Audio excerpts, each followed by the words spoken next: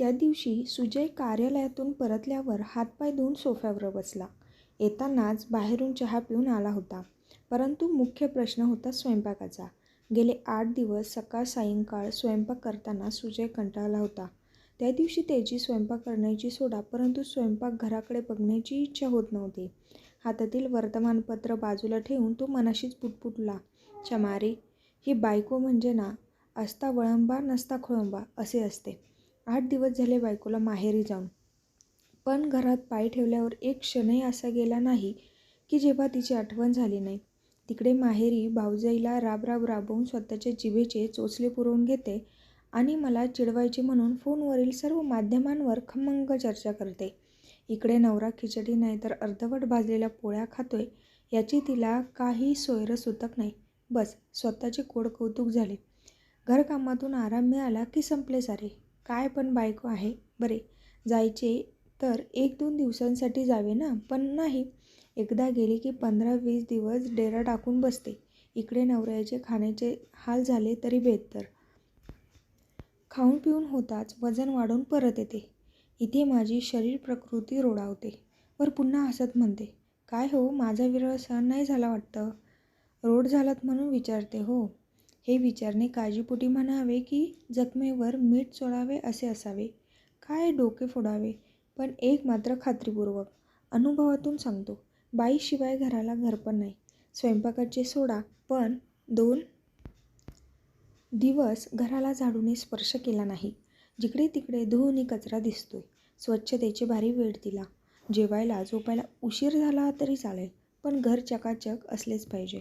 स्वयंपाक करतानाही अगोदर माझा विचार.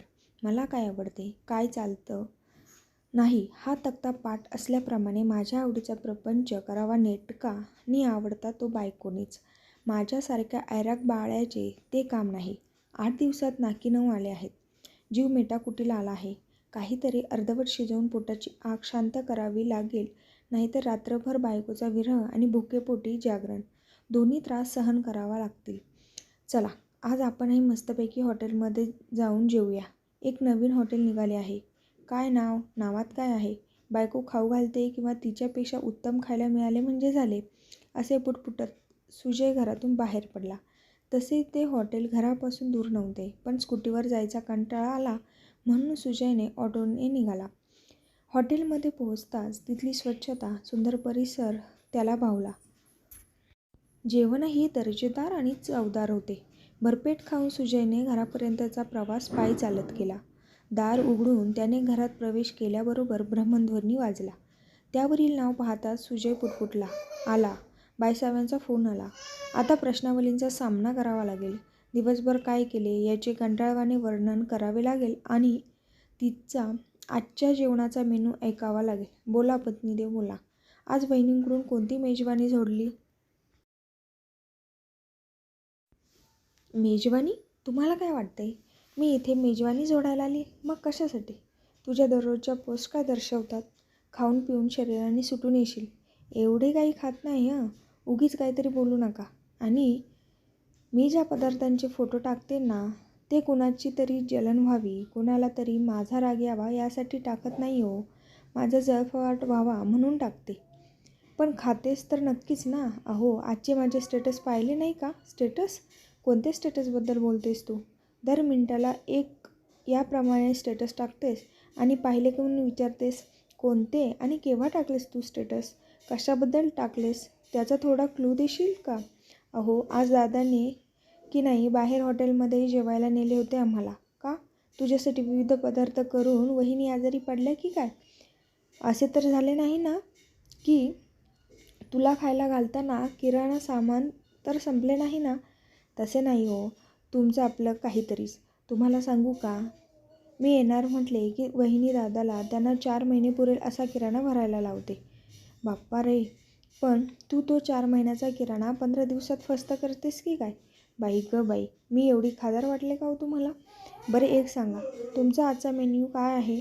"आपले हात जगन्नाथ. पण आज मीही बाहेरचं जेवून आलो आहे." "काय अप्पलपोटी आहात हो?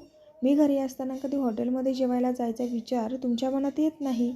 कधीतरी खूप मागे लागले तर हॉटेलचे जेवण नशिबी असते." "कोणत्या हॉटेलमध्ये?" जाऊन आलात हो? हॉटेलमध्ये नव्हतो गेलो. म्हणजे काय? हॉटेलमध्ये जेवायला गेला नव्हता तर कुणाकडे? कोणत्या पाहुण्यांकडे किंवा मित्राकडे बारसे तेरसे असा काही कार्यक्रम होता का? नाही ना, मित्रांकडे गेलो होतो ना, नातेवाईकांकडे गेलो होतो ना, परिचिताकडे. म्हणजे मग कुणाकडे गेला होता? आता कसे आणि काय सांगू तुला? उगीच तुला सांगितले असे आता वाटू लागले आहे. म्हणजे याचा अर्थ असा की तुम्ही मला बऱ्याच गोष्टी सांगत नाही ना. खरे सांगा, कोणाकडे हादरून आलात? मग मग मी दुसरी बायको. काय? दुसरी बायको? मग पहिली कोण? अशा किती बायका आहेत म्हणून तुम्ही माहेरी जायची कोणतीही आडकाठी न करता लगोलग परवानगी देता आनंदाने? अगं, एक शब्द बोलू नका. थांबा, मला इथे थांबताच येणार नाही. येतेच मी तिकडे आता. ऐक तर खरे. सुजय बोलत असताना बायकोने पलीकडून फोन बंद केला. नंतर सुजयने अनेकदा फोन लावला, पण ना बायकोने फोन उचलत ना मेहून फोन उचलत. दुसऱ्या क्षणी सुजयच्या मनात विचार आला. आता संतापाचा उद्रेक झाला असेल. आता काही झाले तरी बायको फोन उचलणार नाही आणि कदाचित भावालाही तशी सक्त तंबी दिली असेल. येईल सकाळी तिचा फोन, मग काढता येईल समजूत, असे पुटपुटत सुजयने डोळे मिटले. आणि काय आश्चर्य, तशा परिस्थितीत त्याला चक्क झोप लागली. सकाळी सकाळी सुजयचा फोन वाजला. त्याला जाग आली. डोळे चोळत त्याने फोनवरील नाव पाहिले. बायकोचे नाव दिसताच त्याला हसू आले आणि तो स्वतःलाच म्हणाला, वाटलेच होते मला. आल्या भल्या पहाटेच बायकोचा फोन. चला, आता ऐकून घ्यावे लागेल. तितक्या दारावरची घंटी निनादली. अरे बापरे, इतक्या सकाळी कोणाचे काय काम अडले असेल? असे बडबडत सुजयने दार उघडले आणि त्याला आश्चर्याचा धक्काच बसला. तो कधी हातातील फोनकडे, कधी दाराकडे आणि मधूनच दारात उभे असलेल्या बायकोकडे, मेहुण्याकडे आणि तिच्या भाऊजाईकडे बघत असताना एखादी तोफ कानावर धडधडावी तशी बायको कडाडली. सरका दारातून, पाहू द्या कोण आहे ते, असे म्हणत बायको सुजयला बाजूला ढकलून दणदण पावले आपटत घरात शिरली. सुजयने प्रश्नार्थक नजरेने मेहुण्याकडे पाहिले तेव्हा त्याच्या डोळ्यात प्रचंड घृणा दिसताच त्याने त्याच्या पत्नीकडे पाहिले, पण तिने झटक्याने मान हलवत नवऱ्याच्या मागोमाग घरात प्रवेश केला. घराचा कोपरा फिरून आल्यावर बायकोने संतापाने विचारले, खरे सांगा, कोण होते रात्री तुमच्यासोबत? माझ्यासोबत? कोण? कुठे? कोण म्हणजे? मला तर शब्द उच्चारावे वाटत नाही. आणि तुम्हाला? अगं, पण झाले तरी काय? सुजय तिला काय विचारताय? रात्री तुम्ही जेवण कुणाकडे? ते होय, दुसरी बायको. किती निर्लज्जपणे बोलताय हो. दुसरी बायको म्हणताना काहीच कसे वाटत नाही. मनाची सोडा, बायकोची सोडा, पण उद्या जनाला समजले तर समाज काय म्हणेल?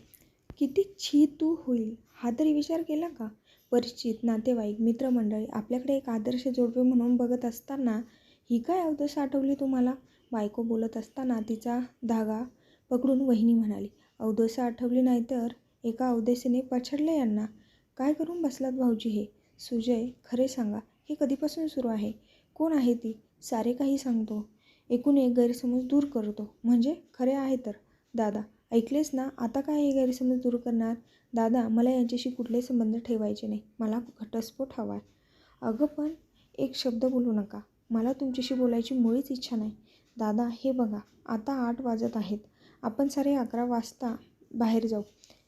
एकदा भेटून घ्या. मी कुठे जेवलो, कोण आहे ती, सारे गैरसमज एका क्षणात दूर होतील. एक संधी तर. सुजय बोलत असताना बायको कडाडली. काही भेटायचे नाही ना, बघायचे नाही. थांबा थोडे, तो काय म्हणतो ते पाहायला काय हरकत आहे? ठीक आहे सुजय, पहिली आणि शेवटची संधी तुम्हाला. दादा बोलत असताना बायकोने काही बोलण्याचा प्रयत्न केला, पण तिला दादाने हाताच्या इशाऱ्याने थांबवले. तशी ती अनिच्छेने काही न बोलता पण तणतणत आत गेली. पाठोपाठ दादानी वहिनीही. बैठकीत सुजय एकटाच बसला होता. अधूनमधून आत बघत होता आणि सोबतच घड्याळे बघत होता. त्याच्या मनात विचारांची त्सुनामी होत होती. काय झाले? काय करायला गेलो नि काय होऊन बसले? हे तर काहीच्या काही झाले. असे काही होईल, बायको या स्तराला जाईल असे स्वप्नातही वाटले नव्हते. दुसरी बायको? तिकडे बायकोच्या डोळ्यातील अश्रू थांबत नव्हते. ते पाहून वहिनीलाही अश्रू आवरत नव्हते. दादाची परिस्थिती अवघड झाली होती. कोणाला समजावे, कसे समजावे हा प्रश्न होता. ते तिघेही कधी एकमेकांकडे पाहत होते तर कधी घड्याळाकडे बघत होते. बरोबर 11 वाजता सुजयची बायको तिच्या भाऊ-भाऊजाईसह बाहेर आली. परंतु बैठकीत सुजय नव्हता. कुणी त्याला स्वयंपाकघरात पाहिले, कुणी अंघोळ करतोय का म्हणून न्हाणीघरात बघितले, परंतु कुठेही सुजयचा पत्ता नव्हता. बघितलेस दादा? गेला ना पळून? तुला सांगते नक्कीच या चांडाळणीकडे गेले असणार. अगं थांब, इथे कुठे गेला असेल, येईल एवढ्यात. दादा बोलत असताना बाहेर ऑटो थांबल्याचा आवाज आला आणि पाठोपाठ आत आलेला सुजय म्हणाला, चला ऑटो आणली आहे. सुजयच्या मागोमाग सारे ऑटोत बसले. काही क्षणात ऑटो थांबली. सारे खाली उतरले. ऑटोचे पैसे देऊन सुजय पत्नीकडे बघत म्हणाला, तुला दुसरी बायको बघायची आहे ना, बघ ती तुझ्या स्वागतासाठी उभी आहे.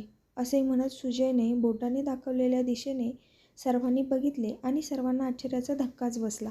सुजयच्या अर्धांगिनीने सुजयकडे पाहिले आणि तिने अविश्वासाने विचारले, म्हणजे काय? हीच ती दुसरी बायको? काल इथेच आलो होतो जेवायला.